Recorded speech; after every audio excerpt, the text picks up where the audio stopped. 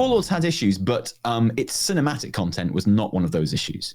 No, no. If anything, I think its cinematic content was very much one of the few saving graces of Warlords Journal. And I think we both agreed on this kicked off like the modern expectations of in-game cinematics. For sure. BFA probably kicked them up a little higher because of the Sourfang stuff, and because the quality and artistry on display is kind of insane for that. Yeah. But in terms of like us having this conversation right now about was there enough of an in-game cinematic finale to the end of the Ny'alotha raid, we're having that because of Warlords, because Warlords had so many in-game cinematics, and really kind of set this expectation. Probably. And Mists did have cinematics at the end of like big storylines and questing and things like that. But you're right. WoD is when that became normal. Yeah, Kata and Mists, and even WoD to a certain extent, they had a few of them and they were very mechanically driven. Like Kata had the new races in Goblin and Worgens, and those got pre-rendered in-game cinematics. And then Mists had a couple Wandering Isle, like Pandaren starting area pre-rendered, and then they had really bizarre ones where the army shows up in 5.1, where it's like there's a Horde Alliance one and it's pre-rendered, but it didn't really need to be because it's just a bunch of boats pulling up. And then in WoD even, we had pre-rendered cinematics for our garrisons and our shipyards being constructed. Like, you know, no one needs that. It's not that they're very short though, Garrett. I mean, they're not. Yeah. But we also had a lot of like end of zone cinematics in WoD. For sure. That's when it started becoming a real thing. And that's, that's kind of when they changed the Lawmaster as well. So that you got your Lawmaster achievement from just playing through the story of a zone rather than 100%ing all of the quests.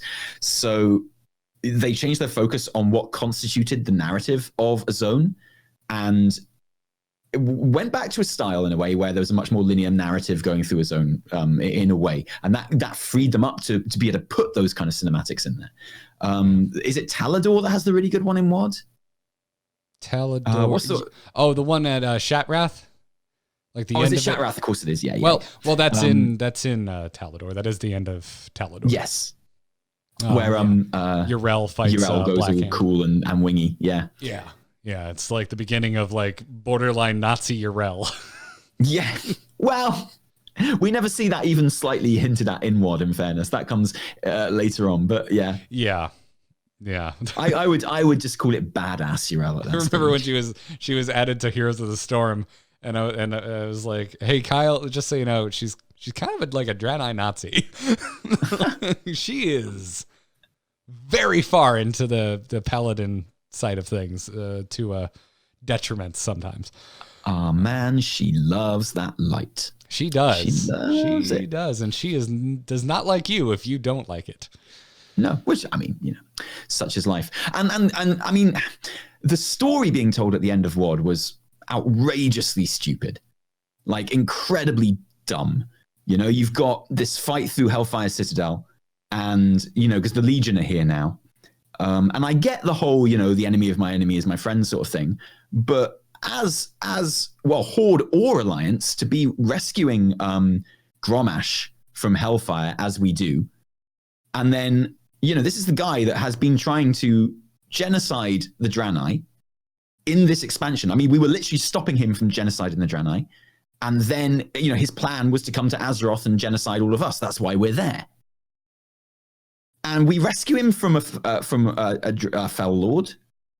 And then he helps us out against Archimon by spinning around a lot. And then suddenly he's okay and he's on our side. And I'm like, I'm not so sure, Grom. I'm not so sure. I mean, tell it to the War Crimes Tribunal, yeah, Grom?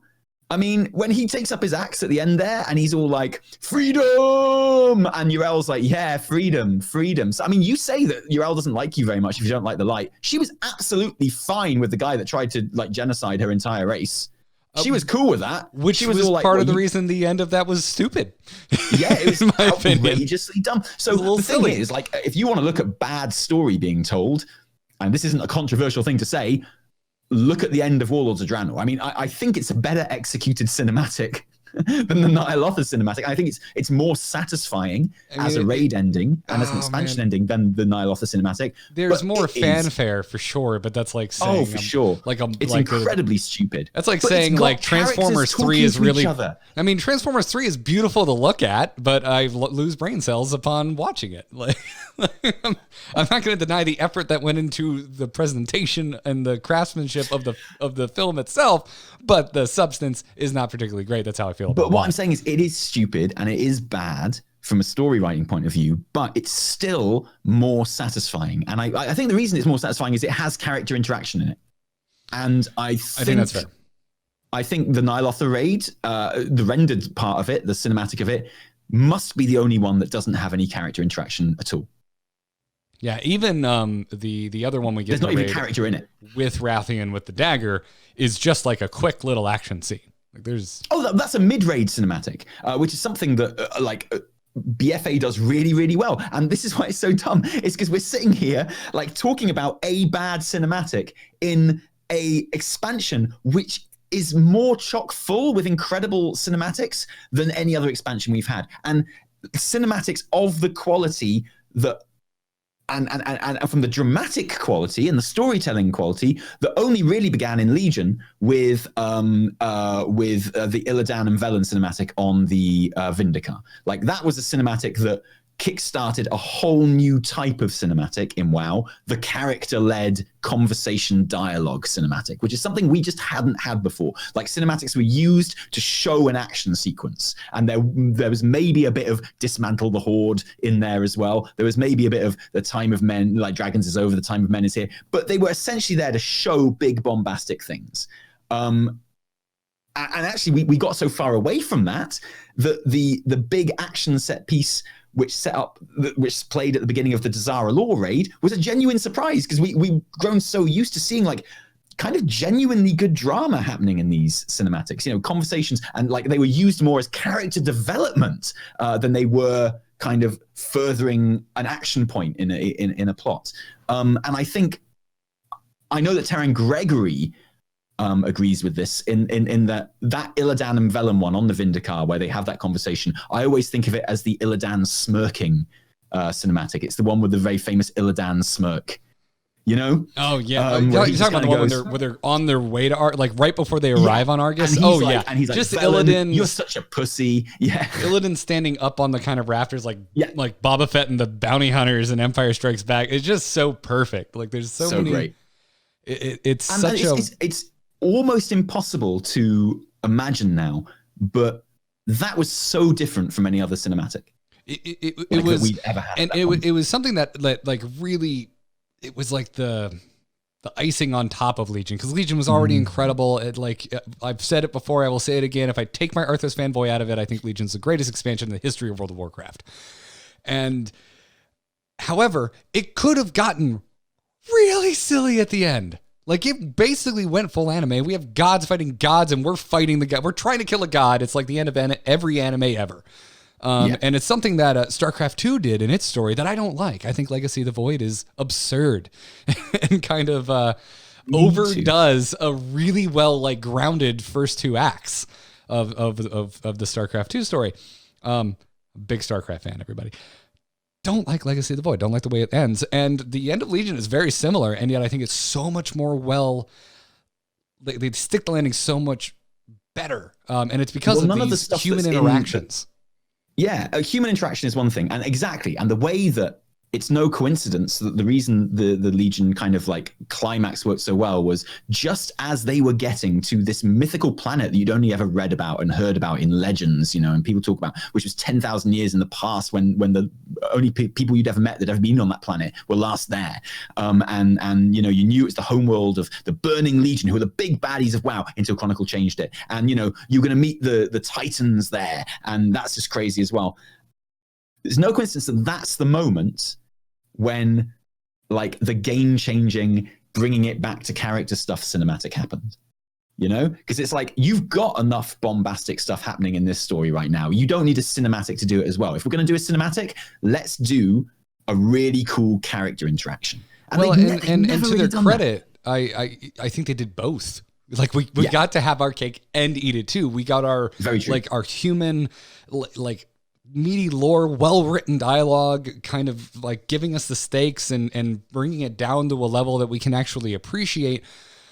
And then we arrive at Argus, and there's a crystal spaceship crashing into a green fell planet, and at the end of it, we get to see a god sucked into a portal by other gods.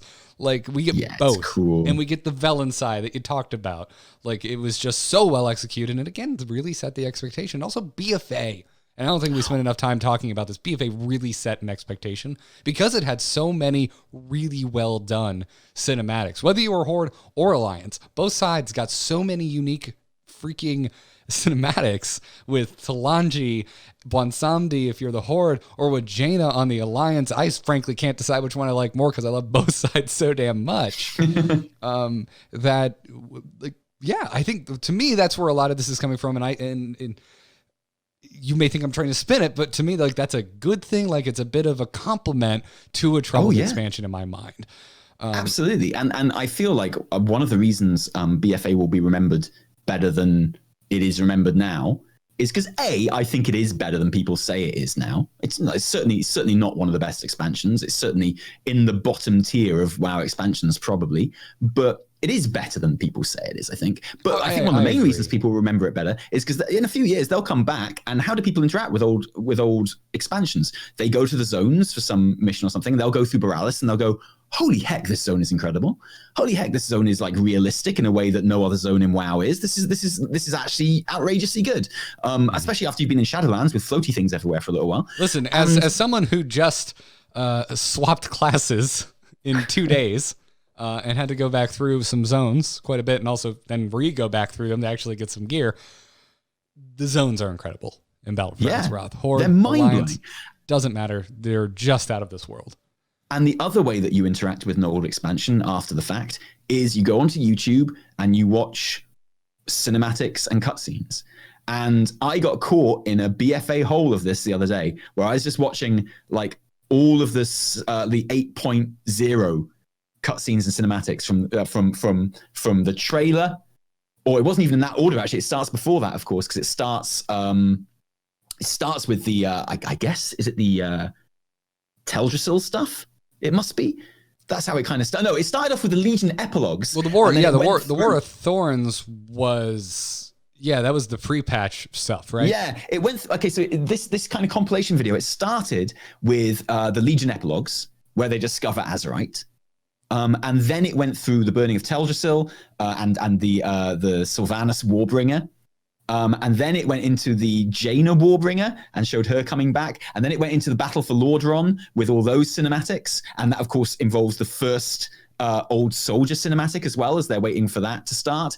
And then that goes into Jaina arriving on her floating boat. It goes through the Battle of Lordaeron and the confrontation between Anduin and his little gang and Sylvanas in the throne room, where she yeets out of there and blows the entire place up. And then it goes into the beginning of BFA. Then it goes into, like, you know, the various different, like, Jaina storyline and the Talanji storyline. And this lasts about 3 or 4 hours, this video of just putting these cinematics together, and with bits of gameplay as well, and a little cutscene, like in-game cutscenes as well, to show what's going on and like kind of link it. And it's brilliant.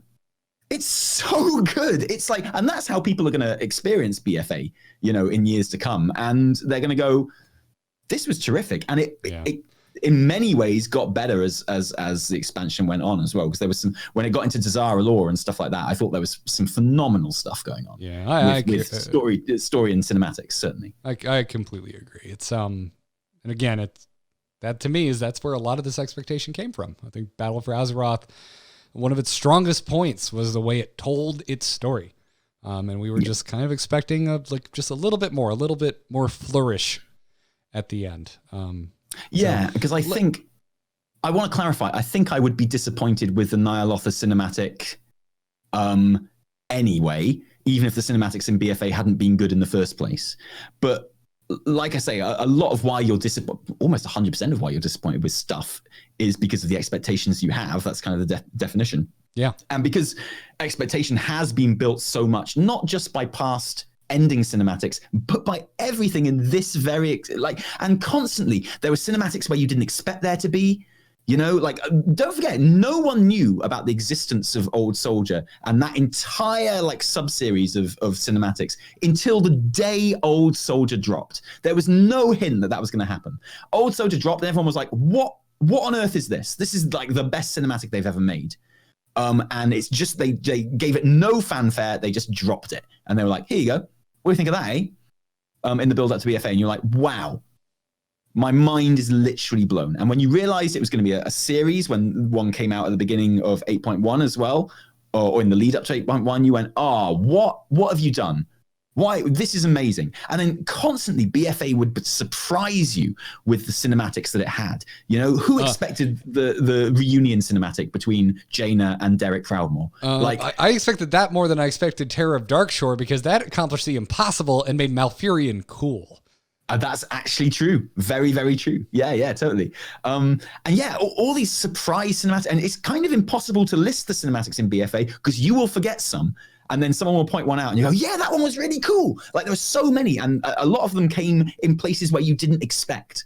You know, can you remember when you first went into Battle for Dazara Lore and that cinematic started? And you were like, wow, a raid beginning cinematic. Haven't had that before. Awesome. And it was brilliant, and it had like stuff blowing up and like ships like getting destroyed, and it was awesome. And gnomes doing gnome things. It's gnomes again. Yeah. Now we're just shouting awesome cinematics from BFA, which I think is probably the best way to kind of wrap this talk it's up. Valid, totally valid in this conversation. Well, as we I feel like they've been an event since, I mean, they became like an integral part of the storytelling process in WoD, like you say. They became an event in Legion, because I remember getting up early on the day the Legion pre-patch hit to watch the Broken Shore cinematic. Like, to play through the Broken Shore, I got up, I was working as a tour guide then, so I had to get up at like 6 a.m. to give myself an hour to play through, because, you know, usually I didn't have the channel at that. Well, I did have the channel at that point, actually. But anyway, I was like... Oh, God. Oh, geez, what the heck? Darkshore. I had to play through... okay, hold on a sec. Tally? Are you getting my sound? Yeah, for some reason, Discord just switched to my phone. So I missed the end of what you said.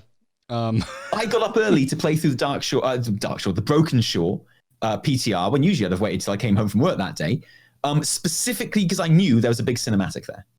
Or I didn't know what the cinematic was. And I was so excited to see the cinematic. I could not wait. I had to play through it. I had to do it. And I did. And when Gul'dan killed Varian, and the way he killed Varian, that shook me. It shook me genuinely. I remember going to work shaken. Like, in the same way that the most like terrifying death in Game of Thrones shook me. And that's only ever happened twice. Like, in kind of non-film media, like on TV, that Game of Thrones death with the eyes and the head, and in WoW, Varian's death at the Broken Shore. And both of those affected me in a way that I did not expect. And I think about them a lot still. I was genuinely like emotionally impacted by that. And that's for me when WoW cinematics became like an event and something to get excited about and to look forward to, rather than something that happened along the way. I think I may be on the same page. I hadn't been thinking about that one in a while, but the Broken Shore really surprised me at the time, and also made me realize how much I liked Varian as a character, because I've been playing Horde so long, I hadn't really thought about Varian in a while, and realized that I liked his arc, that they had put this character on a really cool journey, and it was much like the reasons I like Garrosh. It was something unique to World of Warcraft for the most part. That Varian's arc and Varian's journey was something that we mostly consumed straight through World of Warcraft. And it was another one of these moments where I felt the game kind of got out of the shadow of Warcraft 3. I think they did that with Garrosh, and I think they did that with Varian. It's another reason why I get a little bit annoyed when people say that Rathian stabbing the carapace of N'Zoth is like an Arya Stark kind of ripoff, is because it's clearly a reference to Varian. Yeah, it's clearly a reference to Varian dropping down from the ship and like plunging his sword into the Fel Reaver there. Basically does the same pose. Like, yeah. And like it's like all references, it serves to undermine the thing that you're referencing. So like Varian was sacrificing himself, whereas and so when they reference it with the Rathian thing, you're supposed to be scared that Rathian is about to sacrifice himself. Yeah, but of course he doesn't. And frankly, the Arya Stark just ripped off Rey from the end of The Last Jedi. Yeah, exactamundo. I want to hear it, folks. The Arya Stark thing was the best thing in that season. I would like to hear from folks. And Tally, we have an email now. Folks people can actually write us if they would like to. Awesome. Yeah. So amazing. Let us know what you think, like if you've got what you think are unique thoughts on the Nyalotha cinematics. Let us know why you think the most emotionally honest and impactful raid cinematic was the fireworks at the end of Cataclysm. I want to hear from someone. They'll never be topped. I want to see. That was another one though that totally surprised me. Wasn't really expecting it, and it happened, and I'm like, whoa, wait, they're mortal now, and Thrall's gonna have a kid. Holy crap! But yeah, write in. It's wowkillercast@gmail.com. We also have that Twitter @wowkillercast. You can follow us on there. Lots going on in World of Warcraft at the moment. I feel like you and I, for because we only do one episode a week, could probably do all of February, not even preparing a topic. We could just be like, oh, all right, let's talk about this now. We'll still probably prepare topics, but well, do you know what? We've talked about raid cinematics this week. Do you know what I'd really like to hear about next week? I'd like to hear about your own personal experience in raids. My own personal experience in raids. Yeah, we've touched on like the kind of official side of raids, which is the cinematics and the way they're presented. I'd really like to hear some cool old raiding stories from you next week. Ooh, okay. Yeah, because I've got a few. I have plenty. I could tell you about the time that I accidentally organized a coup against my raid leader. Wouldn't you like to hear that? I want to hear about that. Big time. Oh man, I've got a dramatic story. I've got a celebration story. Oh yeah, we could totally do this. Sounds perfect. We'll start calling these diary episodes where it's like story time with Taliesin and Garrett.